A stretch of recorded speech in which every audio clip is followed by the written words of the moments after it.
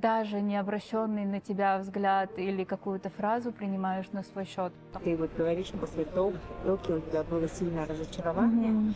3 олимпийских, паралимпийских цикла я просто мотивировала себя тем, что ну вот сейчас я проплыву, и я закончу.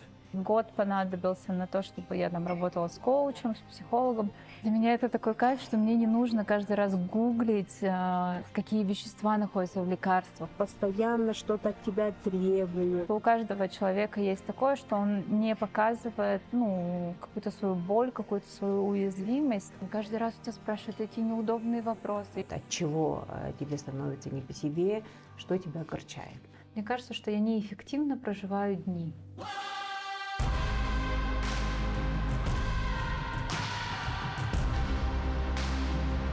Анастасия Диадорова родилась и выросла в Москве.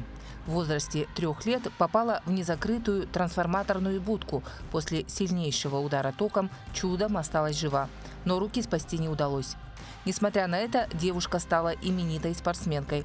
Она заслуженный мастер спорта России, серебряный призер летних Паралимпийских игр, чемпионка мира и Европы. В 2023 году Анастасия завершила свою спортивную карьеру. Сейчас работает в оргкомитете по организации международных спортивных игр «Дети Азии». В свободное время любит кататься на сноуборде, заниматься йогой, читать, вязать и рисовать. Настя, очень рада тебя видеть, встретиться наконец. Первая беседа у нас была в Якутске, где мы предварительно встретились, поговорили, узнали, чем ты занимаешься, завершение карьеры. И все эти месяцы я читала о тебе, посмотрела очень много интервью, у меня очень много вопросов. Ну, как дела? Давай начнем с этого. Добрый день. У меня все отлично. Сегодня утром проснулась, и был такой красивый рассвет, поэтому я думаю, что да, день будет отличный. Сейчас, наверное, в основном у меня фокус на узнавании чего-то нового. Вообще в целом какое-то разностороннее развитие, вот это вот все, оно мне приносит очень большую радость и очень большое удовольствие. И пробовать себя в каких-то новых направлениях, если даже вот мне страшно, но я хочу это попробовать, мне это, потом, уже впоследствии доставляет удовольствие, что, я попробовала, я сделала, получилось, не получилось, это уже вообще другая тема. Последний раз ты мне говорила, что готовишься выйти на работу после завершения карьеры, и это очень такая серьезная миссия. И первый твой шаг — работать в коллективе. Как все сейчас устроено? Да, я сейчас начала работать в организационном комитете игр «Дети Азии», и мне очень нравится. Я работаю удаленно в Москве, получается, знакома только со своими руководителями. К сожалению, весь остальной свой коллектив я не знаю, но надеюсь, что у меня будет возможность познакомиться с ребятами поближе. В целом узнать об их опыте, о том, чем они занимаются, какие ведут направления. Я в основном сейчас работаю, занимаюсь по вопросам судей, организация перелетов, посещение объектов, проживание, перелет, в общем, экипировка. Но это очень такая прям энергозатратная работа, поскольку нужно всех аккумулировать, со всеми созвониться, найти контакты, вытянуть их людей. Это и организаторские способности, и администрирование, да. И вообще, какие страны сейчас согласились? С кем ты ведешь переговоры? Я в основном работаю с российскими командами, с федерациями по 24 видам спорта. И получается, что на данный момент пока подтвердили 25 стран участия. Это уже хорошо. Да, это очень много на самом деле. И в целом этот проект, который будет «Игры Дети Азии», это самый большой в России международный проект, который будет вообще в целом. Очень приятно слышать это. Да. Как тебе работается после спортивного прошлого? Мне очень повезло с руководителем Юрий Владимирович, и непосредственно он с кем я плотнее всего. У меня, конечно, много руководителей, но с ним плотнее всего. И мне очень повезло, потому что, во-первых, он очень мягкий и отвечает на все мои вопросы. То есть я когда начинаю что-то делать, если я не понимаю, я буду задавать вопросы до тех пор, пока я не пойму, что конкретно мне делать. Потому что я не привыкла делать, а потом переделывать. Для меня это а, лишняя затрата, скажем так, моего ресурса, моего времени, и в целом, ну, как бы хочется сразу сделать хорошо. И так как я не очень понимаю в целом специфику, сейчас уже немножко освоилась, уже что-то даже могу самостоятельно сделать. Вот. Но в целом очень много вопросов. И я очень рада, что у меня такой хороший руководитель, который объясняет мне, ну, каждый раз отвечает на мои звонки, на сообщения. И это очень, конечно, такая большая поддержка для меня, потому что это мой первый опыт работы. И в целом, как бы, конечно, не хочется провалиться, хочется вот прям очень хорошо все делать. И вот эта вот фраза «труд облагораживает», она заиграла для меня новыми красками, потому что действительно, когда ты не работаешь, у тебя какой-то, ну, ты более расхлябанный, у тебя как будто нету структуры даже внутри тебя в самом. Человек больше развивается и больше получает какого-то роста именно когда он чем-то занят. Пускай это даже какая-то элементарная рутина. Мы родились с Настей в один день, 7 Да. января, поэтому практически уже родственные души и, наверное, даже по характеру похожи, поскольку бойцы делают все, ну, ставим цель, идем к цели и очень трудолюбивые, да, ведь? Да? Да. Но глядя на тебя, я не перестаю восхищаться, поскольку у тебя совершенно другая история. Ты была в спорте, ты была практически в своей зоне комфорта, своя команда, свой тренер, семья, да, вторая семья. Ты выходишь за рамки спорта, ну, допустим, также ходишь в ресторан или в другое место, с чем ты сталкиваешься и как ты постепенно научилась или не обращать внимания, как у тебя это происходит внутри? Ну, сейчас у меня с этим вообще нету проблем, потому что я уже, так сказать, приняла себя, поняла, кто я есть. И у меня не возникает вопросов о том, как на меня посмотрят люди, что они обо мне подумают. И, конечно, когда ты ребенок, и когда ты взрослеешь, становишься старше, ты еще не понимаешь этих вещей, тебе кажется, что это все несправедливо, и ты даже не обращенный на тебя взгляд или какую-то фразу принимаешь на свой счет, потому что в любом случае каждый из нас считает, что он центр Земли, и что все думают только о нем, какой он странный, какой он другой и так далее. Но на самом деле не так. Да, на самом деле это не так. И сейчас, мне кажется, даже не сейчас, а в целом намного раньше, когда я уже, ну, стала чуть повзрослее, я поняла, что, ну, как бы я ничего не могу поменять, и в целом то, в какой я ситуации оказалась, это, ну, мой выбор сейчас, как бы где-то спрятаться и просто существовать, либо просто жить свою жизнь. И, в принципе, ну, как бы я выбрала жизнь, потому что мне нравится, я люблю общаться. Как ты пришла вот к этой мысли, как долго шла к этой мысли? Мне очень сильно помог спорт в этом плане, потому что появились первые шаги, первые результаты, точнее, тех моих шагов, усилий, которые я приложила. И вот эти вот победы, они все равно давали мне по чуть-чуть каждый раз уверенности в себе. Самооценка у меня увеличилась с каждой победой. И в целом, ну, как бы, конечно, это очень сложно, когда ты такой кажешься самому себе маленьким человеком, которому, ну, казалось бы, там просто повезло и так далее, а тут там какие-то журналисты, у тебя что-то спрашивают. И это все мне очень сильно помогло, потому что в любом случае спорт это, ну, как бы это не только соревнования и тренировки, это еще, ну, как бы в любом случае ты презентуешь себя, ты должен общаться с журналистами, каждый раз у тебя спрашивают эти неудобные вопросы. И мне кажется, что в целом это для меня была своего рода терапия, потому что мне каждый раз приходилось об этом рассказывать, каждый раз я рассуждала вслух, и это важно. Ну, почему сейчас психология это такая, ну, как бы, скажем так, модная вещь. Востребованная Да, наука, вот, потому что люди не говорят вслух о своих проблемах. Они чаще всего думают о них, но никак не рефлексируют именно вслух. Иногда просто, если у вас есть там хорошие кухонные разговоры, они Это могут, помогает. да, они могут заменить психолога, но в целом вот так вот стараться говорить об этом и стараться, ну, как-то даже самому себе, наверное, объяснить. И, ну, я считаю, что вообще в целом моя жизнь это какая-то вот, не знаю, классная история, потому что каждый раз мне встречались люди, которые помогали мне принять себя. Так. Прекрасно. Почему я задала этот вопрос? Поскольку, когда продюсировала женский проект, очень много детей, женщин, семьи, которые воспитывали детей с инвалидностью. И сейчас так не говорят, маломобильные семьи. Также сколько не ребенок страдает, а даже родители, Да. которые это тоже отдельная категория людей, которым тоже нужна помощь, поскольку когда живут в маленьких деревнях, да, это прям большой груз и вот постоянно взгляды людей. Что бы ты посоветовала тем, у кого, возможно, нет таких возможностей, которые открылись передовой, да, находятся именно в таком в своем квадрате, в своих квадратных метрах, хотят выбраться из этого состояния, тоже обрести уверенность.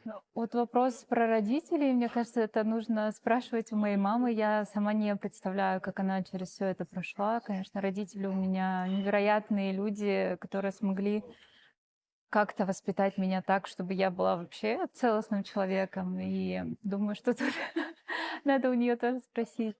Я бы, наверное, посоветовала не бояться, пробовать, потому что в любом случае это опыт, и любой опыт, он нужен нам для того, чтобы ошибиться и понять, либо чтобы получилось и получить вот этот опыт удачный. Поэтому, не знаю, мне всегда кажется, что лучше сделать, чем не сделать, поэтому это опять-таки выбор человека. Готов ли он, ну, пробовать и что-то делать снова и снова, либо он просто закроется от всех и будет существовать. Потому что для меня, если ты закрыт, если ты не хочешь как-то коммуницировать с другими людьми, пробовать вообще как-то себя проявлять, для меня это, ну, как бы такое тяжелое состояние, в котором ты еще сильнее, сильнее как бы в это болото погружаешься и уже не можешь выбраться. Там уже, наверное, нужно будет, чтобы кто-то помог. Потому что в какой-то момент у тебя есть шанс самому из этого выбраться.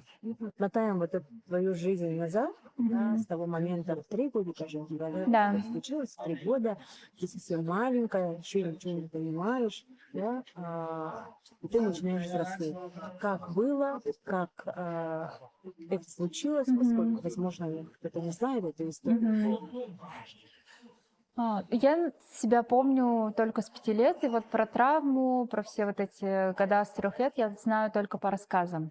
И в 3 года у меня случилась электротравма. Мы были на Гинеконгаласском в Сайлыке у бабушки с дедушкой, и там я залезла в трансформаторную будку, где меня ударило током, и у меня сразу обгорели руки, я схватилась за провода, и там станцию вот эту сразу обесточила. Но в целом это, наверное, спасло мне жизнь, потому что обгорели только руки. И там, конечно, сразу меня отправили в больницу, по-моему, сразу в город меня перевезли. Ну, в общем, было очень много операций. И последняя операция была, когда мне было 11 лет. То есть это время, каждый год я лежала в больнице. Вначале вообще не выходила из больницы, а потом уже где-то в 5 лет, наверное, приходила там 2 раза в год, 1 раз в год, ну, как бы постепенно все меньше и меньше. И когда, оказывается, в 11 лет прекращается зона роста, ну, наверное, это индивидуальная вещь. В костях есть определенные зоны роста, то есть у нас растут и развивается наш организм до определенного возраста. И вот у меня это было до 11 лет. Поэтому в 11 лет у меня была последняя операция. Мне всегда подкорачивали кость руки, потому что она протыкала кожу. Когда она росла, кожа не растет, не растягивается, а кость, получается, она росла, да, и прорывала вот кожу, поэтому мне постоянно приходилось делать операции. И я начала себя уже идентифицировать и понимать, что я человек уже в 5 лет. Соответственно, это уже было после травмы, поэтому для меня это было нормой. Я, наверное, до какого-то возраста не понимала, что я отличаюсь от других людей. Дома у меня мама, папа, брат с сестрой, ну, как бы воспринимали меня как обычного ребенка. Мы там играли все вместе, у меня были какие-то свои обязанности. Ну и в целом как-то не было такого, что меня как-то излишне оберегали или старались как-то огородить. Я очень была общительная, и, ну, как бы я могла вообще к любому подойти, познакомиться, пообщаться. Ну, мне кажется, дети все такие, в принципе, очень общительные. А потом, наверное, уже в школе, когда особенно мы переехали в другой район, когда я почувствовала, что именно я другая, вот мне в этот момент мне было тяжело, потому что, как Когда ты сказать, попадаешь уже в социум. ну, получается, в первой школе как-то это было по-другому, потому что там меня как-то сразу приняли, и мы как-то сразу со всем классом подружились. А во второй школе как-то, ну, я не чувствовала вот этой вот взаимосвязи именно. Хотя вот после моих многочисленных интервью о том, что как мне было тяжело в школе, мои одноклассники были немножко в шоке. Они говорят, как, все же было нормально. Я говорю, ну, одно дело показывать, что у тебя все нормально, а другое дело говорить о том, что ты действительно чувствовал у себя внутри. И Поэтому, никто не замечал. ну что да, у тебя это такое. большая разница. Мне кажется, что у каждого человека есть такое, что он не показывает, ну, какую-то свою боль, какую-то свою уязвимость. Вот. И ну, я рада, что у меня был этот опыт, потому что я понимаю, что благодаря ему я стала немножко сильнее. Я поняла, что, ну, как бы только от меня зависит, насколько близко я смогу вообще подружиться с людьми. Ты в одном интервью говоришь, что научилась плавать у папы на работе, Да. что папа тебя научил всему. Вот именно действительно поддержка родителей, да, Мгм. отец учит, мама постоянно рядом, вот чувство опоры. Мы пропустим этот момент, да, Мгм. поскольку об этом везде есть. Хотелось бы поговорить о том, когда ты стала уже спортсменом с именем, Мгм. когда тебе стали говорить, ты уже часть сборной России, ты постоянно на сборах, на соревнованиях. И внутри, как ты ощущала себя, вот это постоянно что-то от тебя требуют, либо это какая-то была личная гонка, да, что я Мгм. должна что-то проявить, сделать. Вот хочется понять, что происходило внутри Насти перед каждым важным заплывом. Мгм. Мне кажется, спорт очень удачно наложился на мой характер. Ну, в принципе, мне кажется, что воспитание родителей, то, что папа у меня спортсмен, это очень сильно сказалось на том, что, ну, как у меня вообще в голове все это было выстроено. И я только сейчас понимаю, как много я тренировалась. И в целом это, наверное, только благодаря этому у меня были такие результаты, потому что сейчас я понимаю, что это вот прям ну, что-то ненормальное. Это как бы прям сверх того, что, возможно, нужно было. И мне было комфортно. Для меня это был образ жизни. То есть я не считала, что я делаю что-то прям сверх. Потому что, опять-таки, когда ты находишься в сборной, в команде, там все тренируются, все работают, у всех есть задачи, каждый выполняет свою работу. И нету такого, что ты, ну, как ты там думаешь, что может быть по-другому. И поэтому в спорте люди спорта это вообще отдельная категория людей. Я только сейчас понимаю, насколько это просто там очень большая дисциплина, там очень большой контроль, и это вот то есть ты постоянно, ты даже когда отдыхаешь, ты себя контролируешь. Я вот сейчас могу там спокойно оставить стакан чая и выйти в туалет. Раньше я так не могла сделать. Если, ну, как бы я ухожу в туалет, то я забираю с собой либо свою воду, если она у меня есть с собой, либо заказываю новый стакан чая или стакан кофе, потому что, ну, тут может быть все что угодно, как бы это такое дело случая, там, я не знаю, кто-нибудь, ну, конечно, не подсыпет допинг, но все равно это есть такое, и лекарства, ну, вот я, например, сейчас болела, для меня это такой кайф, что мне не нужно каждый раз гуглить, какие вещества находятся в лекарствах, потому что любое лекарство имеет действующее вещество, которое может являться допингом. И отрицательно сказаться. Да, да. Повторение. И поэтому как бы мне не нужно 500 раз консультироваться с доктором команды. Мне не нужно там, не знаю, ну, в общем, это столько моментов, которых не замечаешь, когда ты находишься вот в этой во всей рутине. Я не отмечаю каждый день, где я ночую.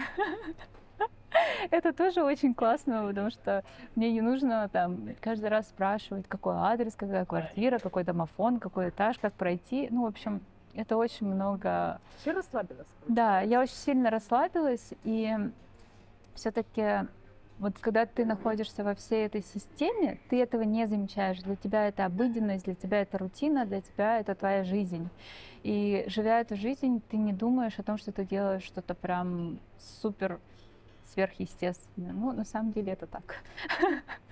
Тоже в одном интервью посмотрела, что классификация у тебя 6, да? Да, 6. Ага, 6. И что могут с тобой плавать, казалось бы, визуально здоровые люди. Мгм. Да? Вы как это между собой на это смотрите? Насколько это несправедливость, справедливость, поскольку у других спортсменов руки есть, да? Это как-то не влияет на скорость, на спортивные достижения? Это очень сильно влияет на спортивные достижения, особенно в паралимпийском спорте. Вот это вот главное отличие от олимпийского, потому что у нас есть еще вот категории, на которые подразделяются именно по степени ограничений. Поэтому это очень важный момент. И, конечно, есть такие спортсмены, которые могут, как сказать,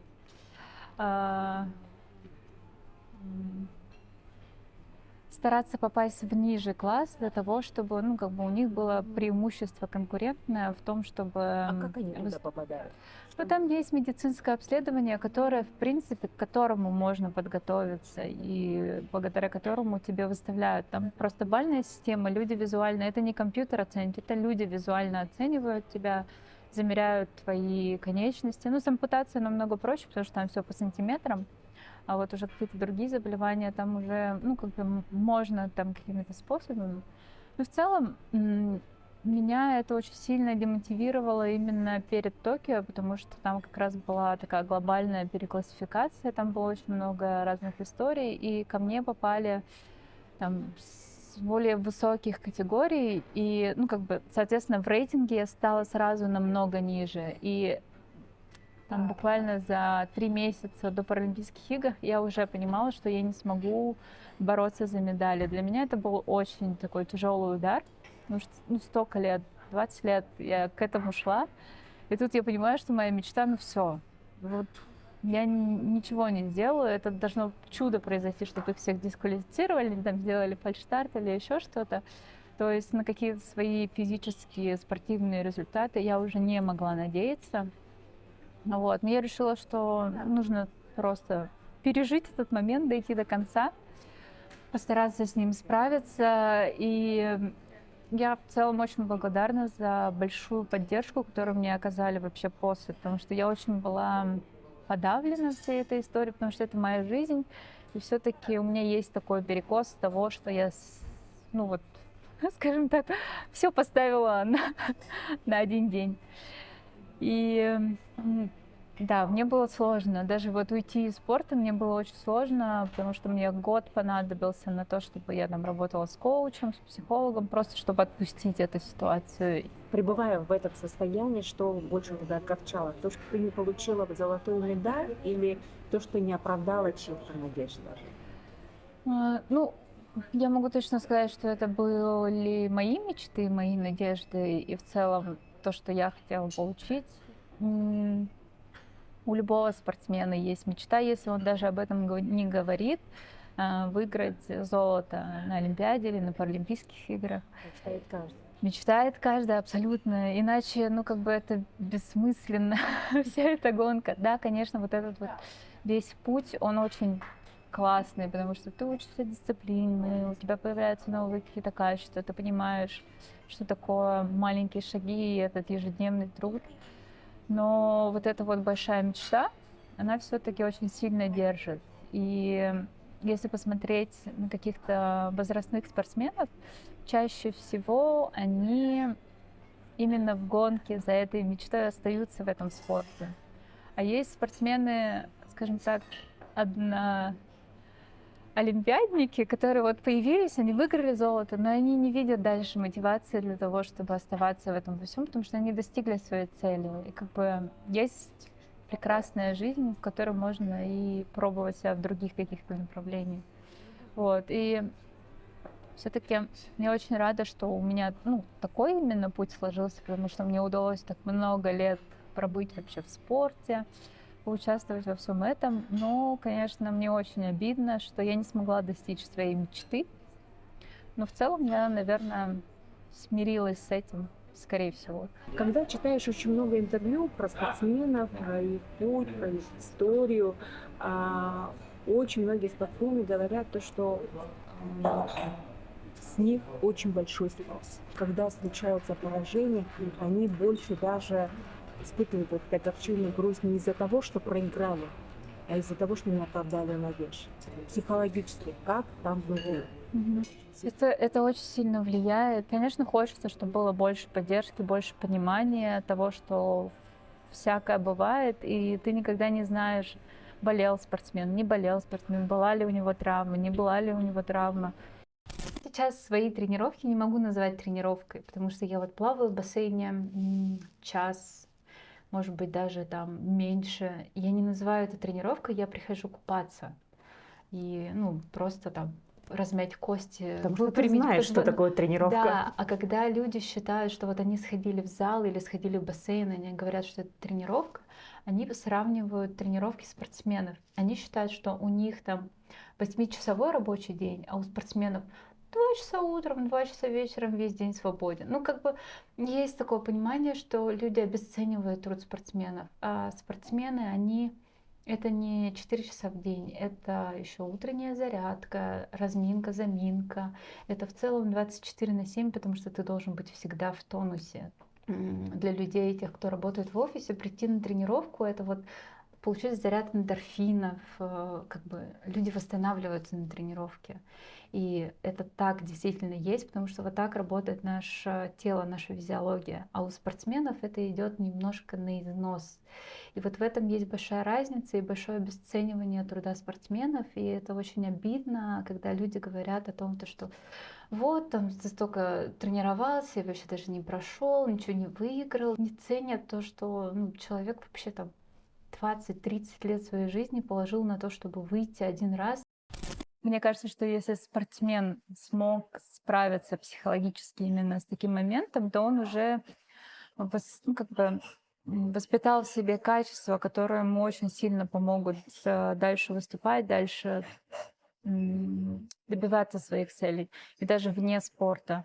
Мне кажется, что в обычной жизни для обычного человека это, прям очень стрессовая ситуация, скорее всего, он с ней не сможет справиться. Тогда первостепенно даже не физические данные, не твоя подготовка, а вот именно действительно сила духа, ментальная. Да.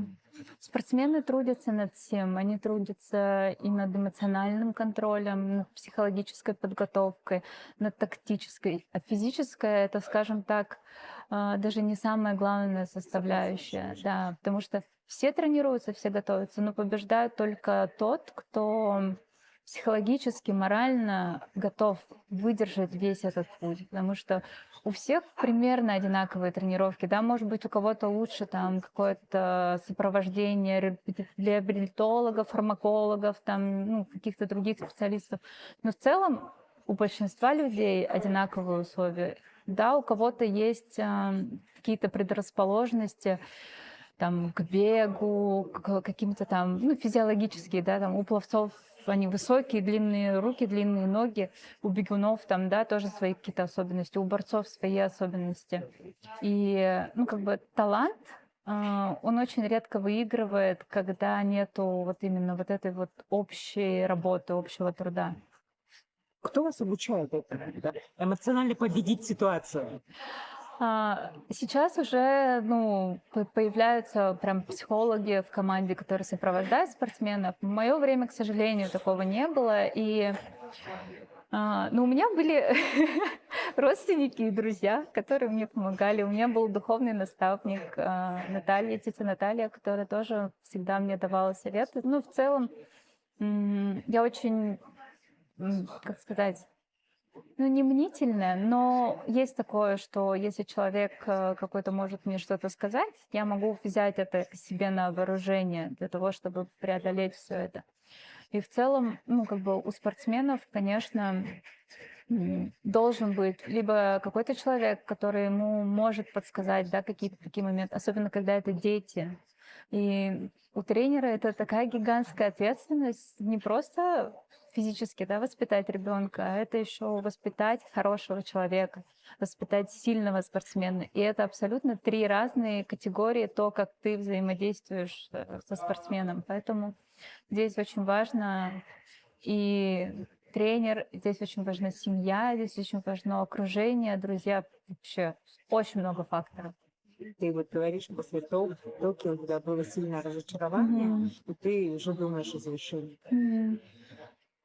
Какие еще мысли внутри были? Вот ты же говоришь, и в терапии была, и с коучем отрабатывала, и никого не хотела слушать. Да? На самом деле я обещала себе, что после Токио я закончу. Потому что я мечтала, это будет очень смешно, я мечтала закончить в 2012 году. У меня все было по плану. Я думала, что в Лондоне я выиграю свою золотую медаль, я закончу, и у меня был такой план, что я буду работать тренером, у меня будет семья, дети. Ну, в общем, все как у людей. Такое логическое, скажем так, завершение карьеры после золотой медали.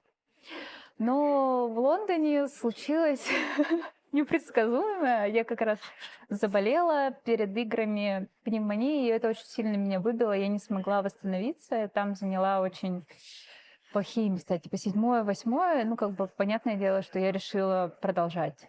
И вот с тех пор было Рио, от которого нас отстранили, потом было Токио, которое еще и переносили. Ну и в целом получается, что вот 3 олимпийских, паралимпийских цикла я просто мотивировала себя тем, что ну вот сейчас я проплыву, и я закончу. Сейчас я проплыву, и я закончу. И это было единственное то, что меня удерживало, потому что, ну, как бы это очень сильное реально психологическое напряжение того, когда ты должен сам себя мотивировать, сам себя стараться как-то удержать в форме. Должно быть не просто там ты приходишь, отрабатываешь, уходишь. Ты должен быть включен эмоционально, психологически. Ты должен включенным быть в работу, иначе это не знаю, я думаю, что спортсмены меня поймут, что можно прийти на тренировку и просто так там отработать. Ну, то есть твое тело что-то там сделало. А можно вот прям отработать на 200%, когда ты полностью Это часто выложился. получается, да? Быть Ну, вовлеченным здесь и сейчас в процесс. Это же очень сложно. да, это сложно, но я старалась, потому что у меня была цель, и вот этот вот фокус я очень сильно держала. Мне кажется, я всегда понимала, что для того, чтобы мне добиваться результатов, мне нужно очень много работать, потому что я маленького роста, у меня, в принципе, ну, как бы маленький размер ноги, и как бы с точки зрения именно антропометрии в плавании у меня не очень показатели, да. У меня мышцы плохо росли, и, в общем, мне приходилось прям очень много сил прикладывать для того, чтобы вот нарастить мышечную массу. После завершения карьеры я прям вижу, одно пробуешь, второе пробуешь, Мгм. третье пробуешь. И в какой момент ты понимаешь, что это не мое, надо идти дальше. Либо все-таки вот эта спортивная дисциплина есть, надо довести до конца. Ну, сейчас я себе даже разрешаю не дочитывать книги, которые мне не нравятся. То есть для меня сейчас очень легко отказаться от того, что мне не нравится, или я не получаю удовольствия. Я сейчас не хожу на какие-то встречи, вечеринки, потому что ну, мне это неинтересно, я чувствую себя некомфортно, и я это понимаю. Даже если я пришла на встречу, я могу, ну, как сказать, для приличия посидеть 20 минут и сказать: все, было очень рада познакомиться, там, повидаться и так далее, и уйти, если я чувствую себя некомфортно. Для меня сейчас это ну, такое, скажем так, тоже откровение своего рода, потому что ты не можешь уйти с тренировки, даже ну, если ты устал, тебе не нравится, ты себя плохо чувствуешь, что тебе надо делать. А тут это очень такой классный для меня опыт, что я могу вот в любой момент встать и уйти. Ты же говорила, что организовывала проект и задалась вопросом, что ну, не получилось вот собрать команду. Да? Вот в тот момент что ты испытывала? Ну, в моменте я очень, ну, получается, много всего мне приходилось делать самой. Я понимала, что я устала эмоционально, я устала от того, что мне приходится очень много делать.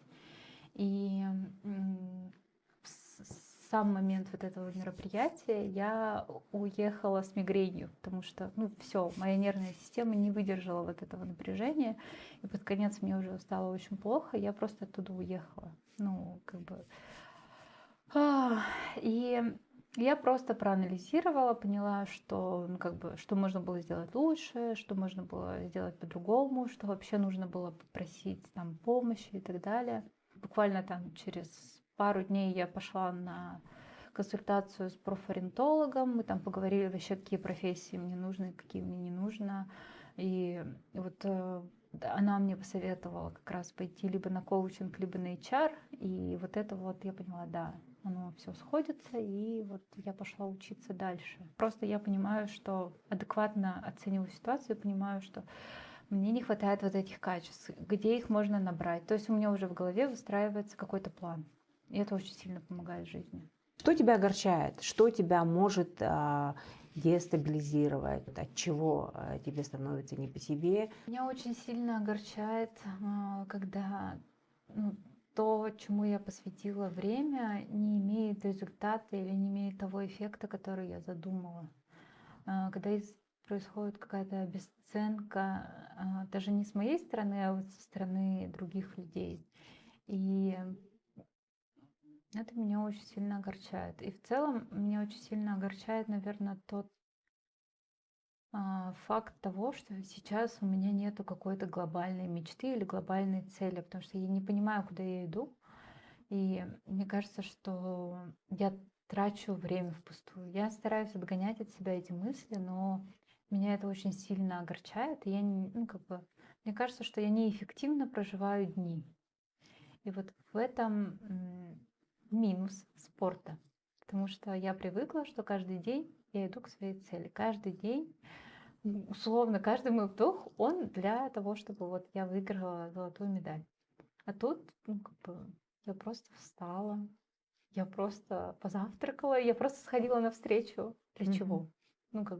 Зачем это нужно? Смысл. Да, я не вижу в этом смысла, и вот эти вот вещи, они меня огорчают, но я стараюсь сама себя успокаивать, потому что очень сильно могу загнаться, очень сильно могу себя демотивировать вообще своими вот такими рассуждениями. Я себя успокаиваю, что это нормально сейчас, такой этап жизни сейчас. Вот, ты не можешь сейчас себе Мне кажется, это сценарий всех людей, когда вот ощущение, чувство, что вот там где-то кто-то проживает интересную жизнь, да, у тебя, что тут интересного, да, поработал, да, получил зарплату. Время настолько убыстрилось, и очень сильно еще навязывается в этом, из-за того, что время убыстрилось, подкидывается очень много информации.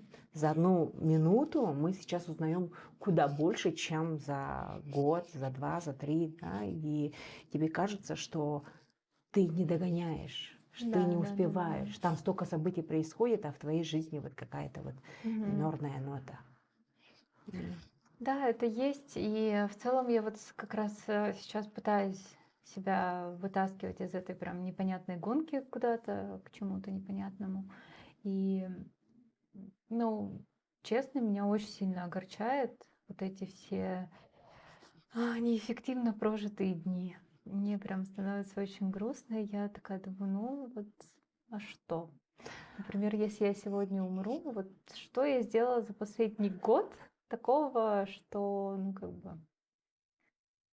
ничего. И поэтому вот эти мысли, я такая думаю, ладно, надо думать. И я стараюсь относиться к себе бережно, заботиться, но все-таки главный критик для себя — это я. Ну вот ты же говоришь, цели ставишь, задачи, мечты. Ты не включаешь это, допустим, сегодня ты сделала что-то для того, чтобы приблизиться к своей цели. Минуту посвятила, 5 минут посвятила, час посвятила. У меня есть трекер привычек. Ладно, в общем, сейчас расскажу все свои странности.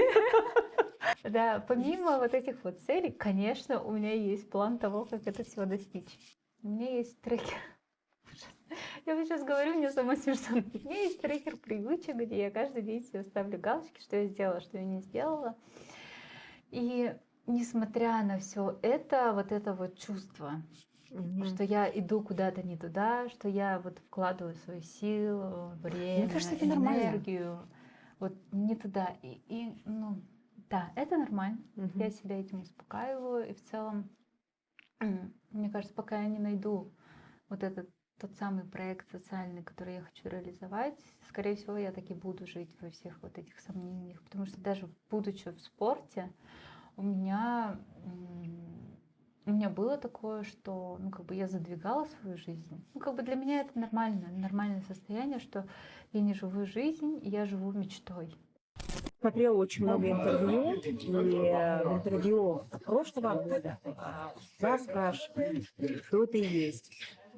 Хотелось бы узнать, как ты себя позиционируешь сегодня, поскольку в своем интервью ты говоришь, что настолько привыкла быть спортсменом, настолько привыкла быть в спорте, что ты, выйдя из спорта, завершив карьеру, сейчас не понимаешь, кто ты есть. Спустя год ты сейчас понимаешь, кто ты есть? Я пока еще в поисках, и я пока не могу сказать, кто я. Но я однозначно считаю себя человеком, который ищет себя, свой путь. Мне хочется сделать что-то очень хорошее. Мне хочется реализовать какой-то проект, который будет приносить пользу людям.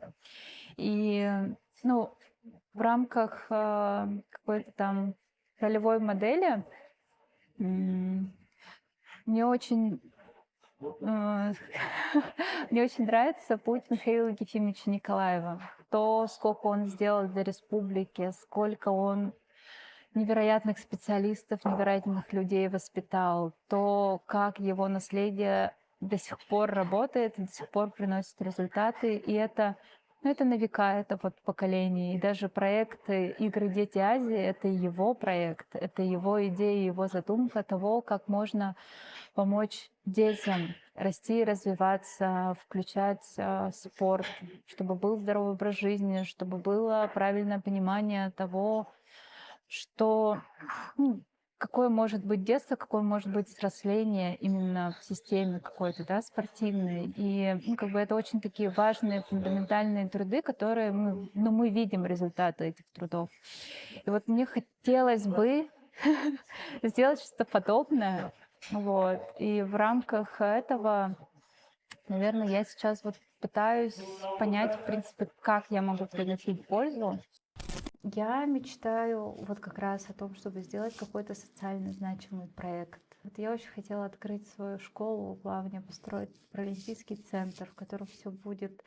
Прекрасная мечта. Все да. будут там специалист по питанию, психолог, коуч, специалист по залу, специалисты там, физиотерапевты, массажисты, врачи, доктора. Ну, чтобы прям было все, и чтобы это было доступно не только для профессиональных спортсменов, а вообще для тех, кто занимается спортом.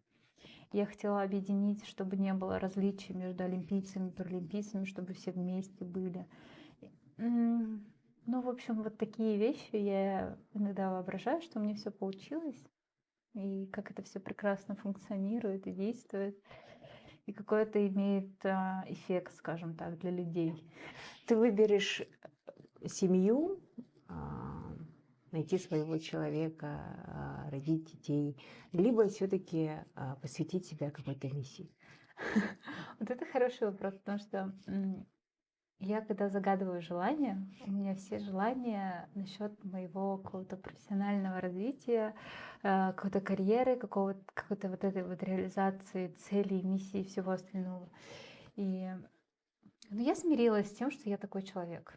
Ну, как бы, я думаю, что все разные, и в целом это нормально быть немножко зацикленным на каких-то таких достижениях. И как будто для меня это на первом месте.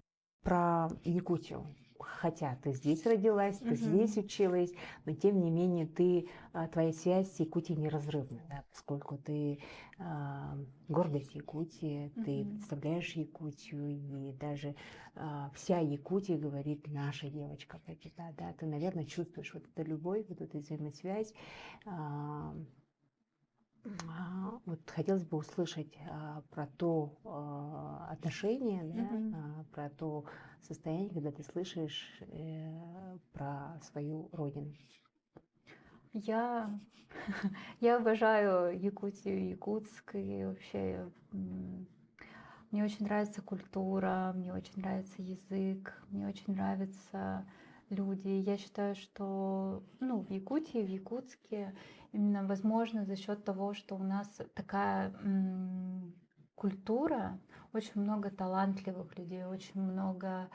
Для такого маленького количества населения у нас очень много уникальных людей, которые, прославляют не только там республику, но вообще в целом Россию. И это вообще в разных сферах, не только спорт, культура, там, очень много, там даже в предпринимательстве у нас есть несколько единорогов компаний, которые знают весь мир.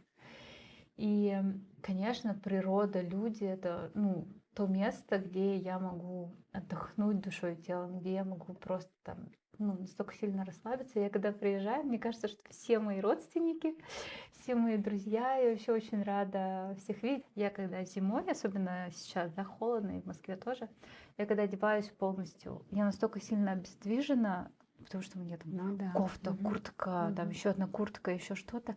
Я такой шарик, и я даже не могу ничего сделать. Меня это очень сильно раздражает. Я там не могу открыть дверь в подъезд, я не могу набрать телефон или еще что-то. У меня еще сейчас с протезом проблемы, я его не ношу, хотя он в это время года, он самый мой такой помощник, потому что я хоть что-то могу сделать, да, там дверь хотя бы открыть. А тут я вообще ничего не могу, меня это так сильно раздражает, когда я что-то не могу делать сама. Поэтому зимой мне сложно. У меня есть такая мечта зиму провести где-нибудь в теплом месте, где не нужно одевать такого большого количества одежды. И, возможно, если я не буду работать, то вот в этом году хочу зиму провести, либо в Сочи, либо куда-нибудь вообще уехать, попробовать посвятить время себе и вообще попробовать пожить вот в таких реалиях. В других. Да.